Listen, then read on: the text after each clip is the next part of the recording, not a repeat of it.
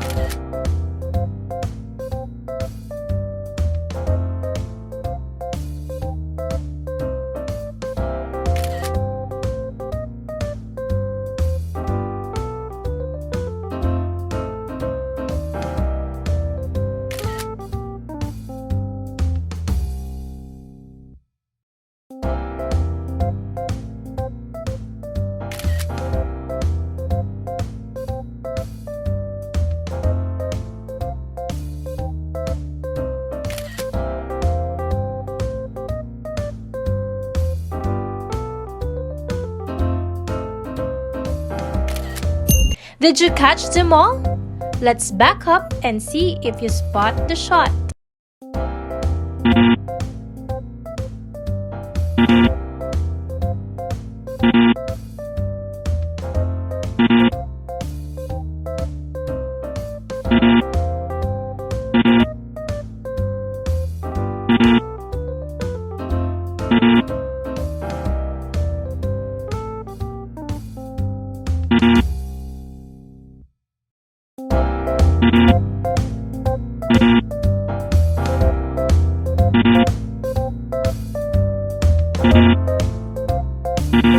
How was it?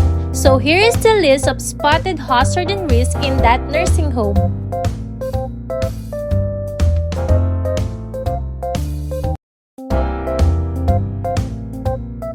If you got them all, congratulations! You did a great job. Many people confuse hazard and risk. While they certainly sound like they should mean the same thing. Hazard, risk, risk, hazard, and hazard and risk. But we should remember that there is an important difference between them. Remember that a hazard is something that poses a threat to life, health, property, and the environment. While risk is the chance that someone or something will be hurt by that hazard. Stairs are a hazard, and falling down from them is a risk. Living things log is a hazard, and a short circuit caused by them is a risk. Are you still confused between hazards and risks?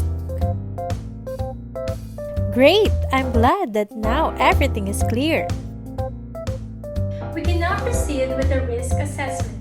Evaluating hazard is the process of determining the level of the risk created by a hazard and the likelihood of the injury and illness occurring. Let us read a dialogue and analyze it carefully.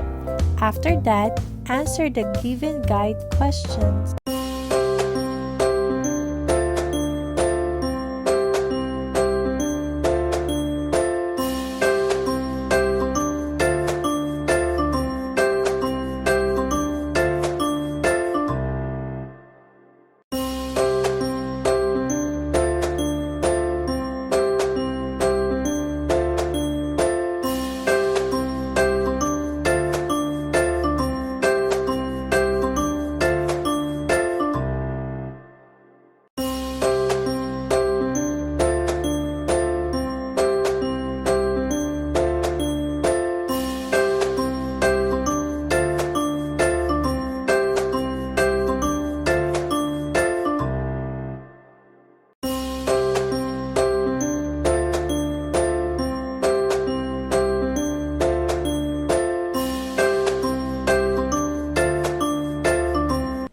What are they talking about?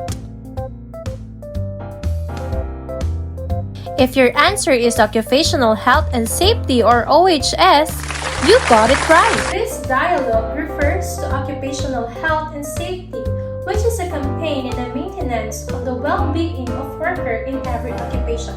It talks about providing a safe working environment to achieve an injury-free workplace.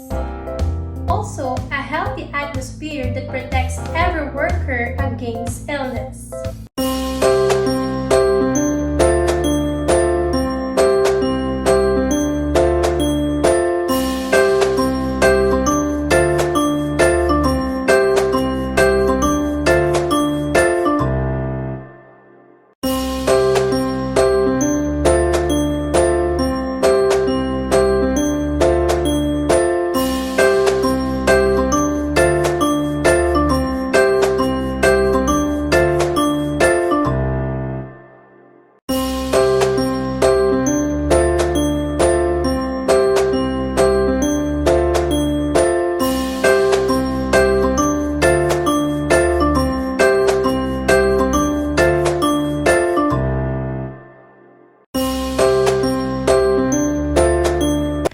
Is the boss really responsible to the safety of his workers?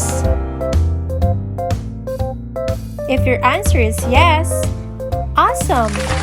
Under the OHS campaign, an employer must provide a safe and healthy place to work. One way the employer has to fulfill this broad responsibility is to explain the employees about the recognized hazard within the work site.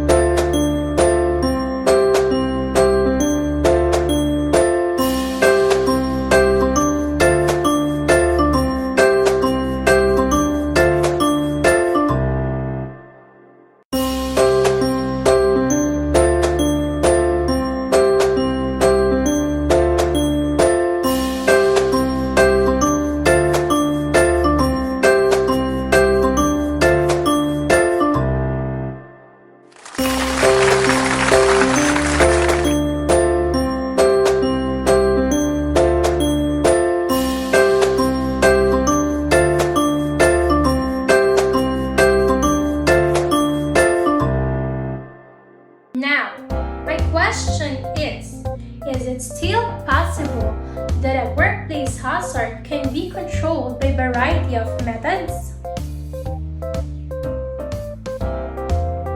If your answer is yes, you got it right. Of course, there are 5 major categories of control measures.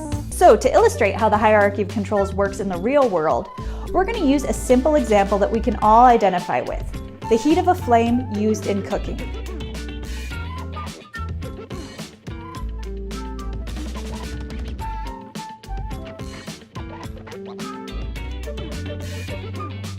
What we're going to do is we're going to work down the hierarchy of controls, finding different ways to address the hazards of being exposed to heat and flame. The first step is to evaluate if we can eliminate the flame. Is the flame essential to this process? Should we just be a sushi restaurant? What if we don't need to heat anything? If not, the easiest way to make sure that no one gets burned is to eliminate the flame.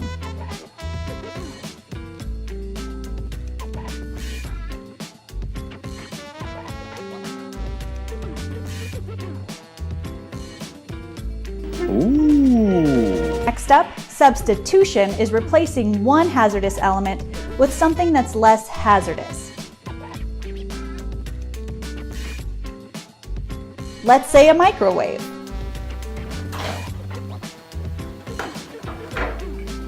Engineering controls isolate people from the hazard.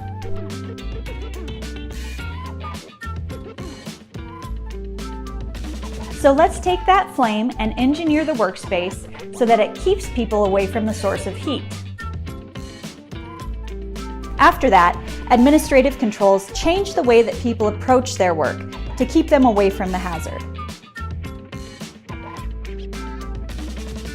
This could be using a procedure such as keeping people out of the area while the flame is live, training employees to cook safely, or staying within a safe distance of the flame. Lastly, we have PPE, or personal protective equipment. You've probably noticed this is on the bottom of the hierarchy of controls. That's because it's the last line of defense. All PPE really does is create a barrier between you and the hazard. Now, a good example of using PPE in the kitchen is something simple like oven mitts. All those will do is provide a small barrier between you and the source of heat. And that's a quick look at how the hierarchy of controls work. Well, that was easy. It's a pretty simple concept, but once you get it down, it can be applied to almost any scenario.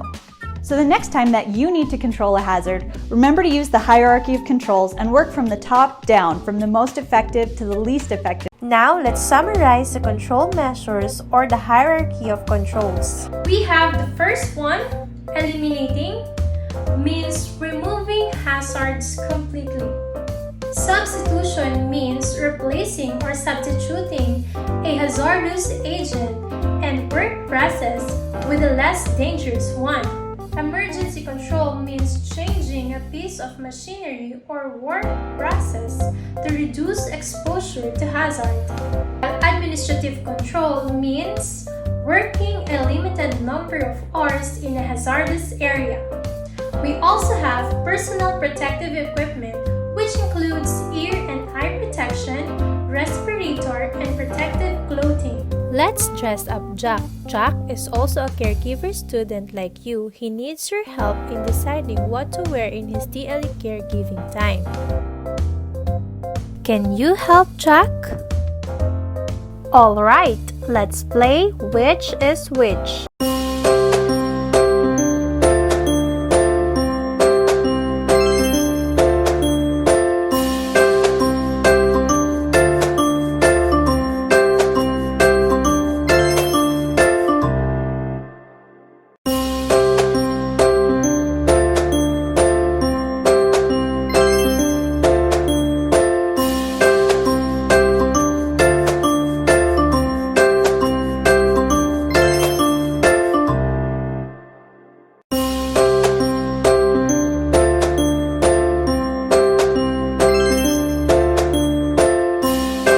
Thanks for helping Jack. Now let's see if you got the correct standard personal protective equipment. First, we have the hairnet, goggles or eyes visors, surgical mask, isolation gown, disposable gloves, and the shoes cover. By this, I'm sure that Jack will be safe. Each statement carefully and identify what hierarchy of control it belongs.